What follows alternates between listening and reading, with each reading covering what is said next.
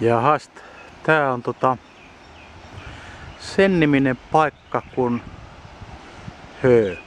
olisiko ollut 7 värin maa.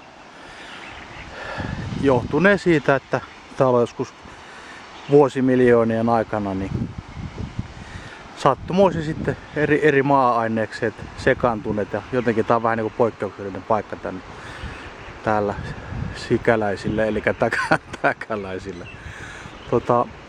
Maisemathan on aika mahtipontisia kyllä.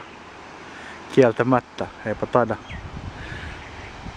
tosta putouksesta ihan kalatkaan nousta. Ja taivaalla on tietysti lintuja. Tuolla lentää lintuja alapuolellakin aina vähän väliä. Sirkutus ja lärpytys on kova. Sitten tuolla ylhäällä Tasangolla niin siellä on sitten viljelyksiä, asumusta ja täällä käy mukava vilpoisa tuuli, että tuolla alhaalla rannalla niin kun ei tuulu, niin siellä oli 34 astetta mukavasti lämmintä.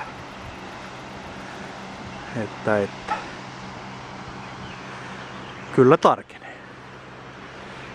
Tuolla on parkkipaikka ja tänne maksoi jopa 175 rupiaa ihan tulla katsomaan. Mä en ihan tiedä, että missä hitossa ne eriväriset maat on, mutta vihreitä tää nyt on kuitenkin jonkun verran. Mutta onpa tää nyt ihan katsastamisen arvoinen, kun täällä nyt joutuu maissa viivyttää itteensä. Että sellaista tällä kertaa.